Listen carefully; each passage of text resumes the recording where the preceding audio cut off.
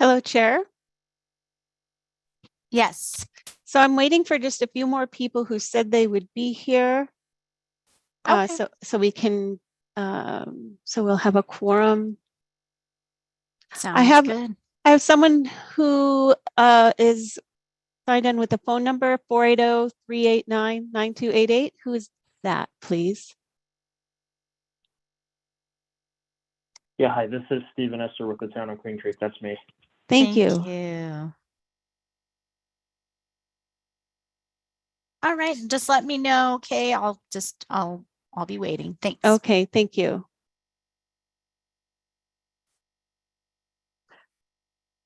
And Chair, we do have a quorum if you'd like to start the meeting. Okay, great. Good afternoon, everyone.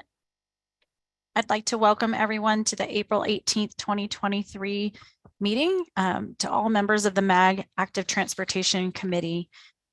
As a reminder, please turn your mic on and clearly state your name before you speak to ensure that members of the audience can hear you. And please mute your mic when you're done speaking to eliminate any feedback noise.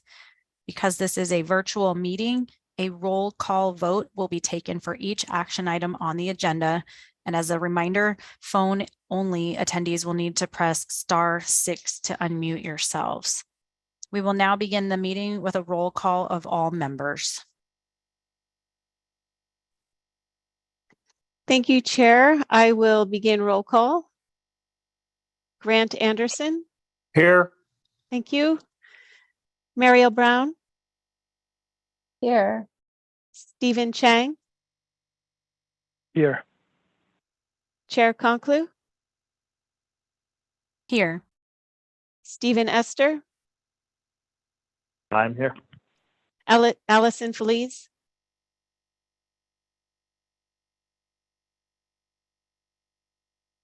Oh, I know she's. Oh. Can you hear me?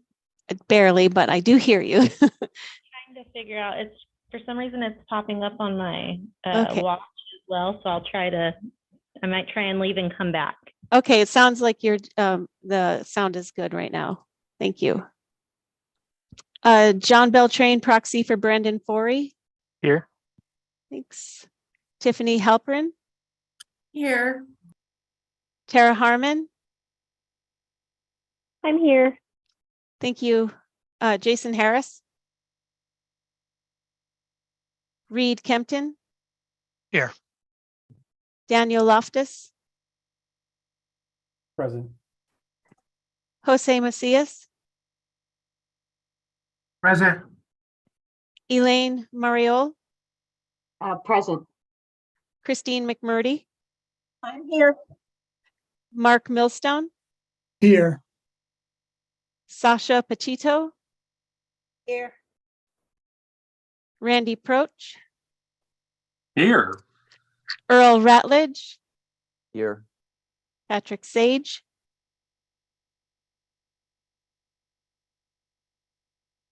Kelsey Shatnick. Here. Ward Stanford. Garrett Topham.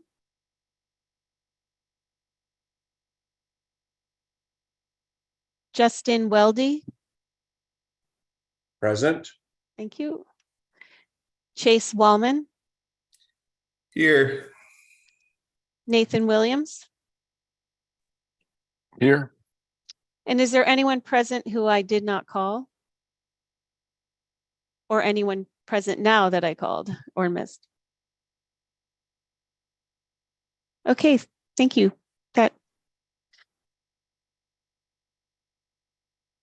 Chair? Okay. Next item is call to the audience. An opportunity for public comment on the agenda was provided ahead of the meeting. MAG staff, have we received any public comments? We have not received any public comment. Okay, thank you. Next is transportation staff report. Kay Borg, Transportation Planning Project Manager, will provide a report to the Active Transportation Committee. Thank you, Chair, members of the committee. I just have a couple announcements. The first is we'd like to welcome 2 new members that have been appointed to the Active Transportation Committee. And that is Sasha Petito, who's Transportation Planning Coordinator representing the City of Chandler, and Chase Wallman, Senior Transportation Planner representing the City of Tempe. And then my last announcement is really a reminder to please send your letters of interest for the Vice Chair position of the Active Transportation Committee. They are due May the 1st. I did send a couple of emails out that include the instructions and details. So if you do have questions, just please reach out to me through email or phone. And that concludes my announcements. Thank you. Welcome, Sasha and Chase. Look forward to having you here each month. And if you have anything you'd like to say, you may, but don't feel put on the spot if you don't want to speak. Go ahead. I was just going to say thanks, Madam Chair, for the warm welcome. Yeah, Looking thank you. forward. Sometimes I talk too much, so I was like, you know what, maybe people would like me to be brief, but if you No, want to tell thanks. us about yourself, that's great. Yeah, I think it's real brief. I will just want to say thanks to all the members of the committee for welcoming me. I've served as proxy for Robert Yabez, who has retired a few times, so somewhat familiar with the role, but just looking forward to contribute however we can and learning from everyone, all the other members here in the committee. I've been with the city for about 6 years now, working primarily on bike and pedestrian and other active transportation projects. So looking forward to continuing that work on this committee. Thank you. I appreciate all that you do. Sasha? Hey, thanks, Madam Chair, Members Committee. It's nice to be a member of the committee. I've also been proxy for Jason Crampton a few times. But yeah, I've been with the city for about almost 2 years now, and I'm excited to work with everyone. Thanks. Thank you. I appreciate all that you do as well. Okay. Next, we have item 4, approval of consent agenda. We just have this one item on consent agenda, item 4A, approval of the February 21st, 2023 meeting minutes. Does anyone have any corrections or clarifications to add to the meeting minutes? Yes, Chair, this is Reed Kempton. I have a question. Yes, go ahead. I had a proxy at the meeting, which was Greg McDowell, and yet on page 4, it shows that I voted in favor of the agenda item. Is that because Greg was actually voting for me, or should that reflect Greg's name? That is a good question.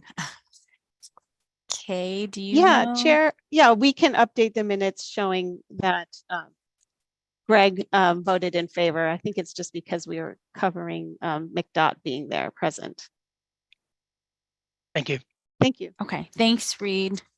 We like when you can catch these details because even with so many eyes on meeting minutes, things can get missed. So, all right, are there any other corrections that anyone has? Seeing none, is there a motion to approve consent item 4A with the corrections noted? Anderson, I so move. Okay, thank you. And a second?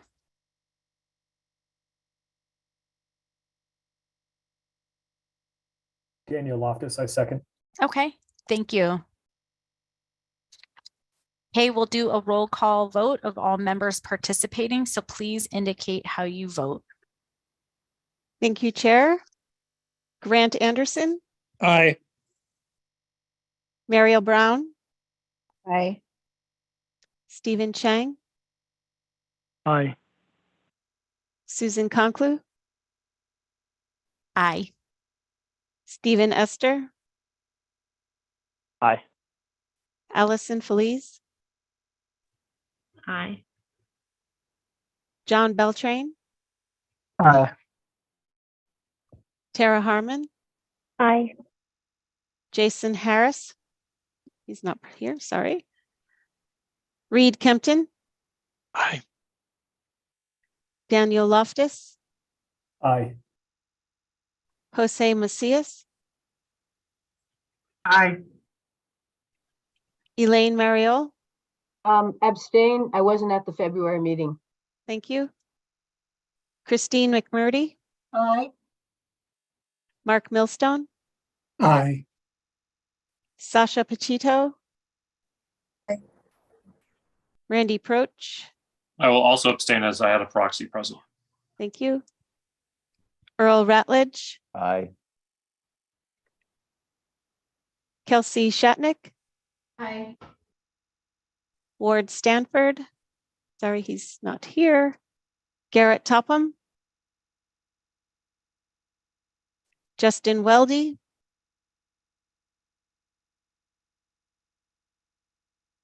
Aye. thank you. Chase Wallman, Aye. Nathan Williams. Aye. Chair, the motion passes Okay. Thank you. With revisions noted. with revisions. Thank you. Okay. Thank you. The next item number 5 on the agenda will be introduced by Kay Bork, MAG Transportation Planning Project Manager, and a presentation will be given by Mr. Lyle Begebing, City of Tempe Transportation Planner. Thank you, Chair and members of the Active Transportation Committee. This item is a second project deferral request from the City of Tempe for the Union Pacific Railroad Tempe South Spur Line project, and it is on the agenda for possible action to recommend approval. MEG federal funding guidelines allow a first deferral without a justification. However, if the agency wishes to defer a project a second time, an appeal process is required, which includes a presentation of the request that goes through the MAG committee process.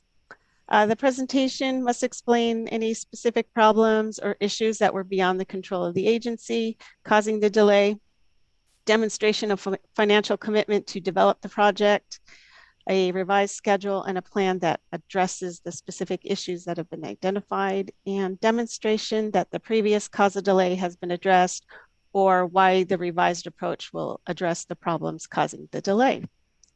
With that, I'd like to turn the presentation over to Mr. Lyle Begebing, Transportation Planner with the City of Tempe. Thank you. Good afternoon, Chair Conklin, members of the Active Transportation Committee. My name is Lyle Begebing. I'm a transportation planner at the City of Tempe, and today I'll be giving a presentation summarizing the city's North-South Union Pacific Rail Spur project, the request for the second deferral, and an updated timeline to finish designs and construct the project. Thank you for the opportunity to present and for your consideration in reviewing our request. Next slide, thanks. The project is located on the west side of Tempe from University to Baseline. The two maps shown here show the numerous north and south regional connections from both ends of the project. The dotted yellow lines show bike lanes and paths connecting directly to other jurisdictions such as Mesa, Phoenix, Scottsdale, SRP, MIC to the north, and Chandler, Mesa, Phoenix, Guadalupe to the south. The project terminus on the north end is 550 feet from the Tempe streetcar, shown in blue, and also close to the light rail stop on Mill Avenue. The red lines show regional transit access along the route as well. And the blown out box on the bottom right shows the current condition where there is currently no link to the multi-use path from the Western Canal and Kiwanis Park. The project proposes a PED signal to fix this link and link our project to the numerous miles of off-street paths running south and through Mesa. Next slide. So the project is a 3+ mile corridor with bike and ped improvements. It will include protected and buffered bike lanes and a two-way cycle track. It'll fill in about 1.4 miles of missing sidewalk along Kyrene and Roosevelt, and will bring all sidewalks along the corridor up to ADA standards, as well as adding wayfinding signage for the bike it route, landscaping, and lighting. Next. The project is the westernmost north-south Bike It Boulevard connection in Tempe's Bike It Boulevard map shown on the right there.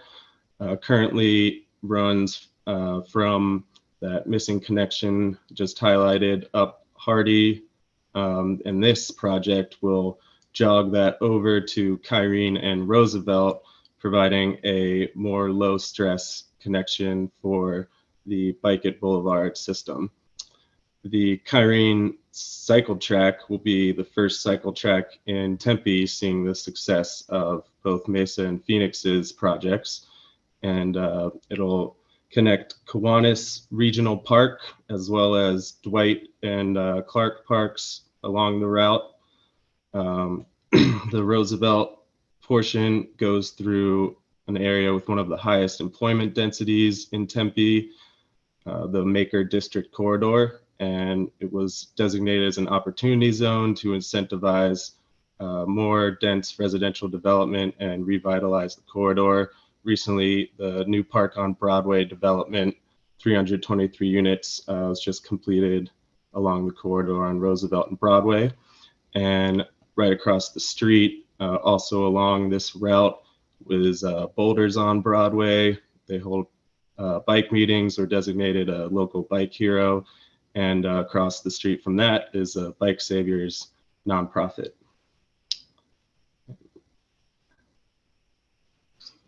So the timeline for the project kicked off with CMAQ funds and public outreach to get 30% designs completed throughout 2018 to 2020.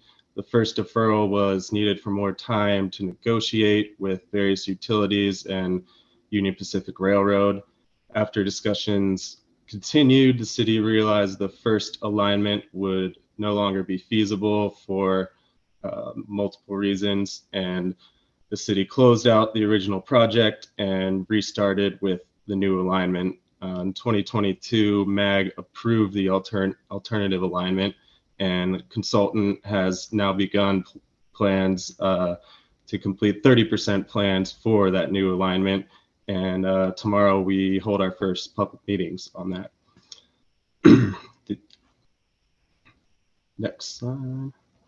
So the current deferral request, the second deferral to fiscal year 25 is requested to allow the city time to complete the 30% design, award a consultant through the RFP process to prepare the final bid package, and hold additional public outreach necessitated by changing the project's alignment.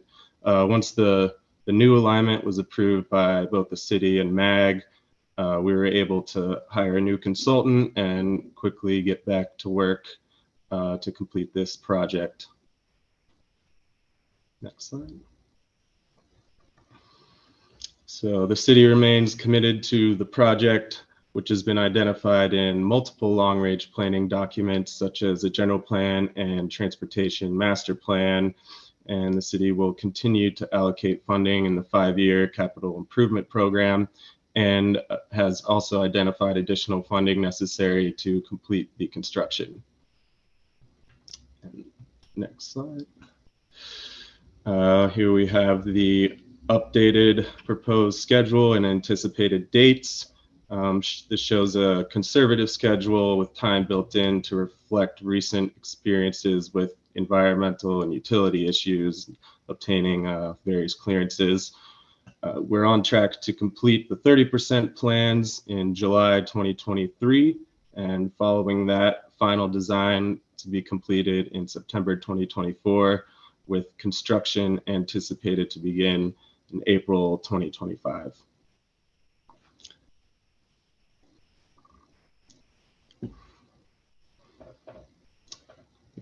That's about it on my end. Thank you. Are there any comments, questions, or feedback for MAG staff or Mr. Begebing? Oops, please raise your hands.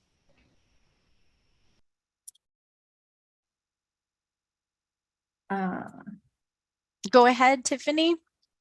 Could you explain how the process goes? So I remember this project coming in where Tempe asked for funding for the project, and the pitch was that the project was an important connection in the city of Tempe, and it was going along the railroad. Then the city came back and said, we are still doing this project, but we're running into some problems with the railroad. We need more time. And so I know that funds were allocated to this process. And so am I understanding that not all the funds from MAG have been used? And this has been like a super long time now. So MAG funds have not been used for them to do the feasibility study along the railroad, or they have, and how much money is left? Doesn't the money go to 15% design? And now it's a completely different project, right? Thank you, Salperin. The original MAG funds were used for design assistance. There was also CMAQ funding awarded for construction of the project. And the railroad issues continued for a couple of years as the city was trying to work something out. We were even looking into just using one part of the rail spur, as it became apparent we couldn't use most of the corridor. And that's what kept it dragging along, with Union Pacific promising things that never became, never happened. And eventually we just scrapped all the portions of the project that touched the Union Pacific right away in order to move forward with this smoothly. So I don't know if this continues for you, Lyle, or if it's a question for Kay, but how much money is left in the MAG contract? Is that what we're talking about today? Or are we talking about the CMAQ funding? Because what are we voting to extend? And is there any money left in that pot? I would think after this number of years, there would not really be very much. So that's another question. What exactly are we part of this, or what part of this are we voting on? Hello, Chair. Yes. This is Kay, and I'd like to ask Patrick Stone to talk about the difference between the CMAQ and the design assistance funding and that process, if he's available. I am. Thank you. Okay, go ahead, Patrick.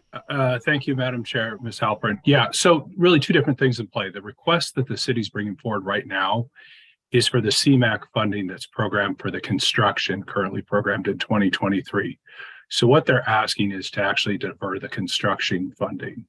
The design of this project is actually being done with local funds, outside of what you mentioned earlier with the design assistance. So what we're really looking at here is just the construction funding, which has not been obligated or used to this point. Thank you. Do we have other comments or questions? Yes, I have one. Okay, Anderson. go ahead. Go ahead, Grant. You just indicated that you're not doing any portion of the project that would touch the railroad. So it is no longer a crossing of the railroad as we had originally heard. Is that correct? Yeah, that is correct.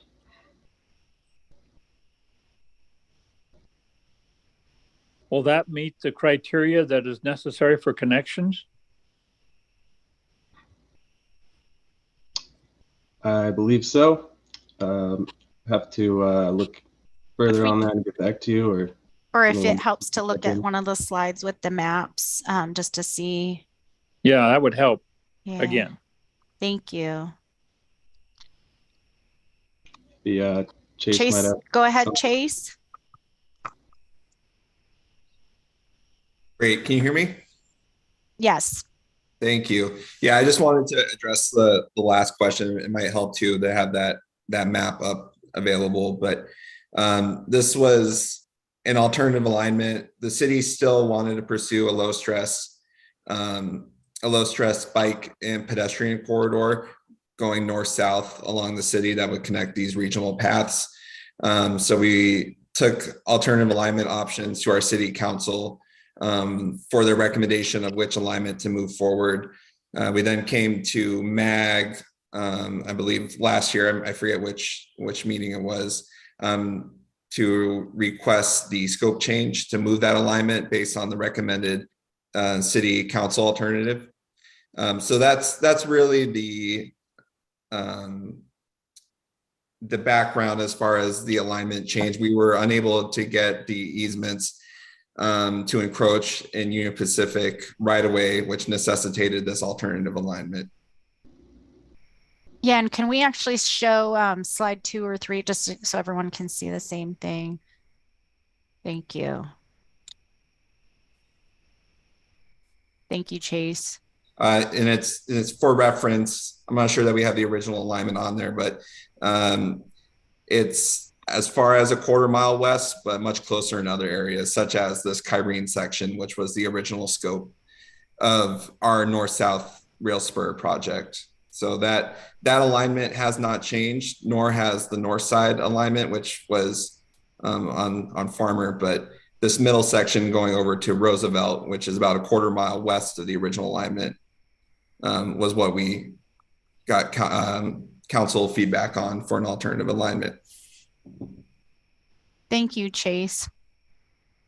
Tiffany? Yeah, so when the CMAQ funding was awarded, was it awarded with this specific alignment in noted, or was it still a railroad alignment?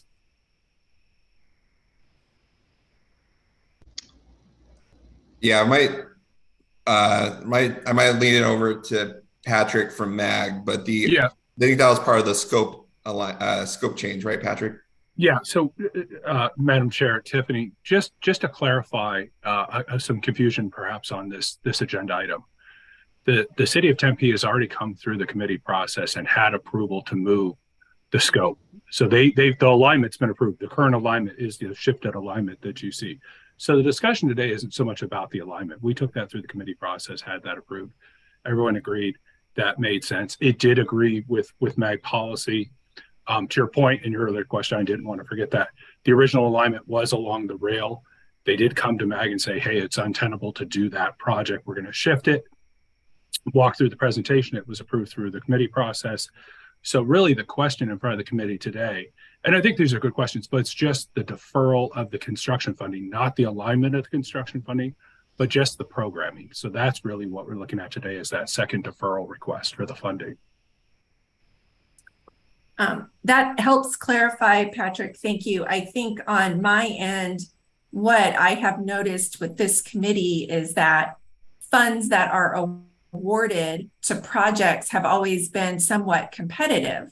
And so there's been a good-heartedness on this committee of trying to fund as many projects as possible, but still projects are ranked.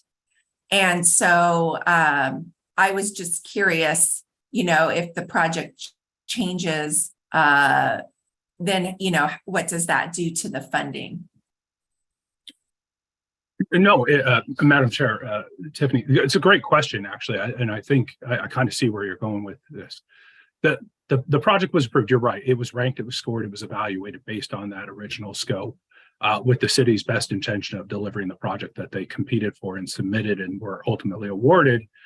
Obviously, and we see this all the time with projects, once they got out there, obviously certain things just weren't were going to be done. The railroad seems to have been a sticking point on this. Once it's a program project, so it's not like it's reevaluated or anything, but we do take that scope change through and make sure the committee, starting at active transportation, does have the opportunity to say, hey, are we still kind of meeting the intent of the project? Are they providing that connectivity? Is the pathway connections there? And that was what they demonstrated, last year when they brought that scope change through. So, I think that's kind of why we do that. And we have it in our programming guidelines to say, if a member agency has a project and something's happened on the ground, they need to change it.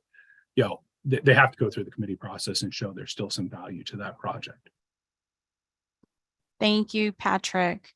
I know it can be many layers of things, and I had to refresh my memory with reading the report. Even though I have in the past lived at the south end and near the north end of this project area several years. So me knowing what it looks like on the ground, I still had to remind myself and look at the materials. So I know that can be a question for anybody that's not familiar with that area too. Do we have any other questions before we entertain a motion? Chair Conklin, this is Christine from Goodyear. Go ahead. Just real quick, I just want to make sure I'm understanding that the intent at this point is if there are any increases to the cost of the construction, that will be absorbed by the city of Tempe. Thank you. I would actually ask Patrick. That's my understanding. My understanding is all cost overruns. All cost overruns are responsibility of the agency that's leading that project. But I just want to confirm. Thank you. No, Madam Chair, Christine, great question. Correct. The funds programmed are the funds available to the city. So that being said, that which is currently in the TIP is still that which is available to the city. So when they defer the project, if the committee approves this and ultimately regional council approves, it'll shift to 2025. The funding's the same amount. That being said, just like any other project we've seen, and the active transportation committee has been quite successful, the city in 2025 could pursue closeout funding if available for this project and would compete no different than any other project. Totally makes sense and very fair. Thank you, Patrick. Thank you. And then just as a reminder, Tempe staff did include their CIP for this project for your reference as an attachment. And we know things can always change once we're ready to construct. So it's a good thing to keep in mind, but it's a reality that we're all likely dealing with. Thank you for all your questions and comments. Do we have a motion to recommend approval of this second deferral for the city of Tempe?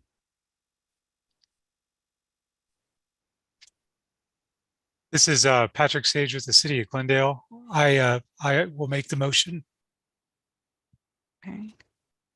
Do we need him to read off the wording, or what's your? Sure. I can do that, Susan. Okay, thank you. Chair. This is Patrick Sage, city of Glendale. I motion to request action to recommend approval of the second deferral for the city of Tempe's project, the Union Pacific Railroad Tempe South Spur Line project. Thank you. Anderson, second. Thank you. And Kay Bork will do a roll call vote, so please indicate how you vote. Thank you, Chair. I will begin roll call. Grant Anderson. Aye. Mariel Brown. Aye. Stephen Chang. Aye. Susan Conklu. Aye. Stephen Esther. Aye. Allison Feliz. Aye. John Beltrain. Aye. Tara Harmon. Aye. Reed Kempton. Aye. Daniel Loftus. Aye. Jose Macias. Aye. Elaine Mariol. Abstain. Thank you. Christine McMurdy, Aye. Mark Millstone, Aye. Sasha Pachito, Aye. Randy Proch, Aye. Earl Ratledge, Aye.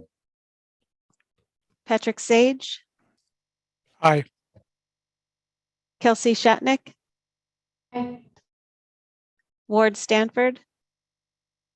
Sorry, he's not here. Justin Weldy, Aye. Chase Wallman, Aye. Nathan Williams. Aye. Thank you, and the motion passes. Thank you. Our next item is request for future agenda items. Does anyone have any requests for future agenda items?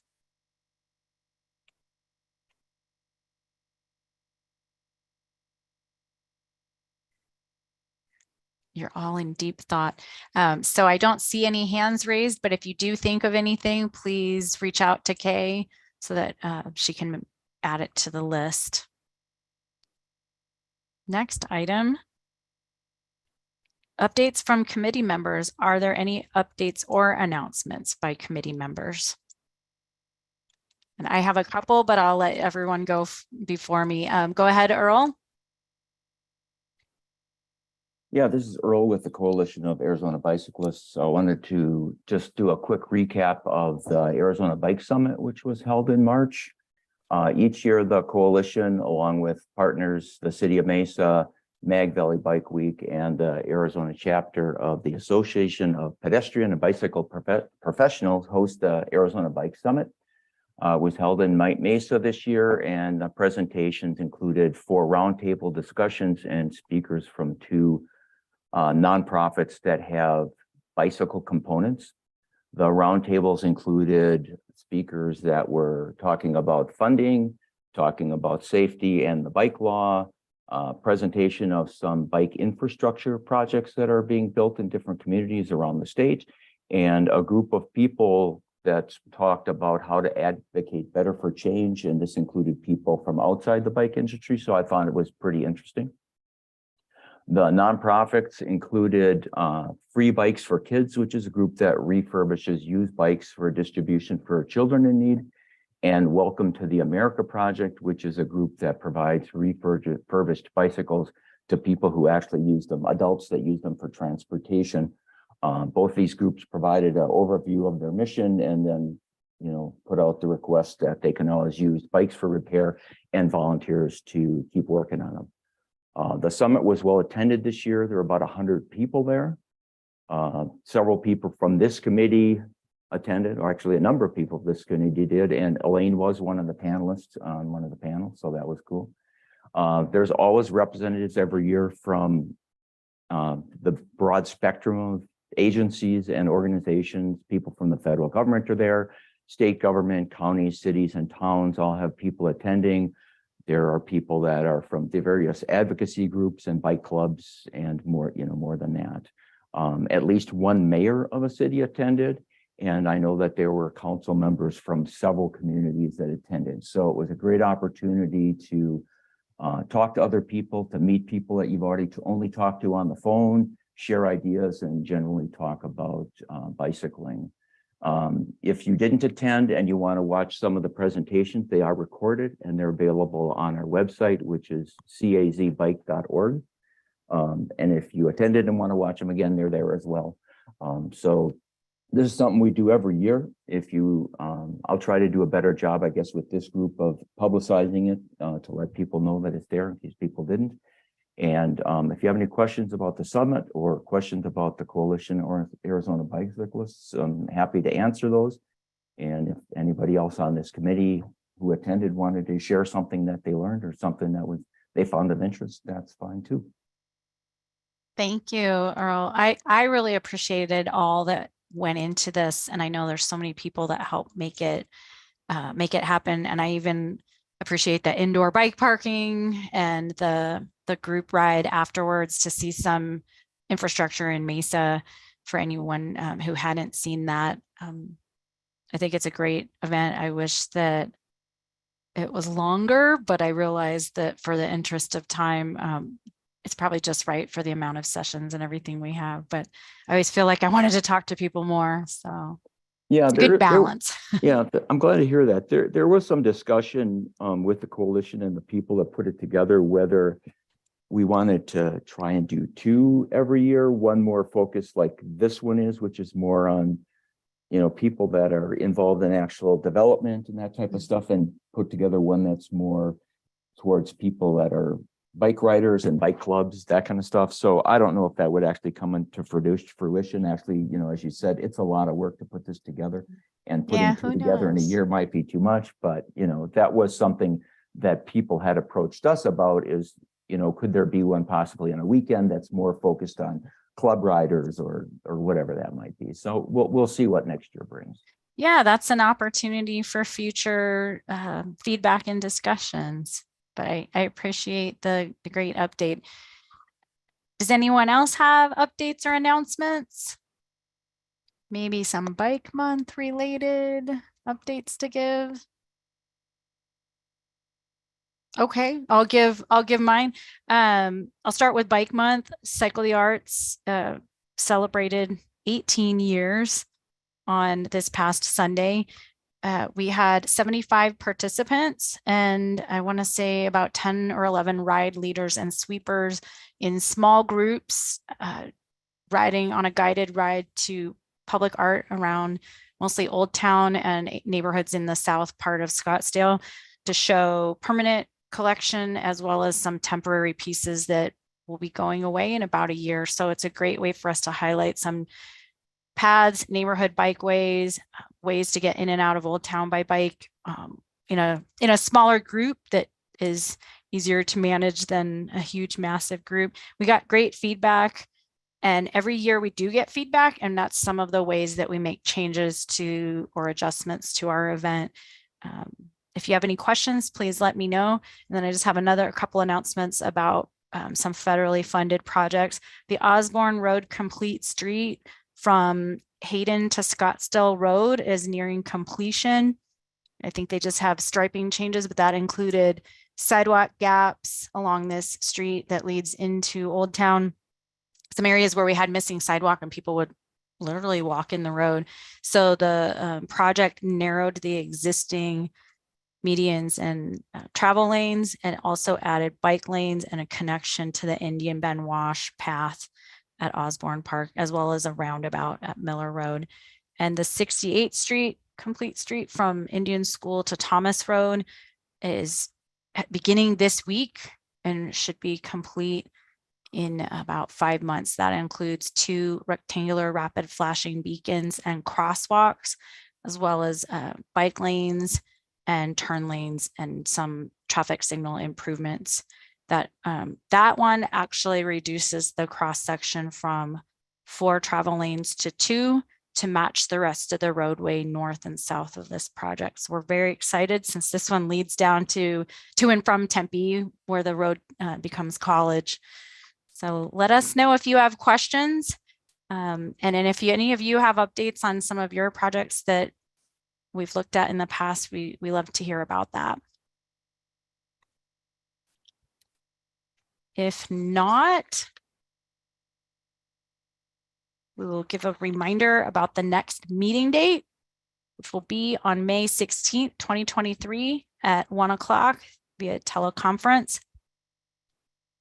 And if there's no further business for this meeting of the MAG Active Transportation Committee, we will adjourn at 1:44 p.m. Thank you, everyone. Thank you, Chair. Thanks. Thank you. Have a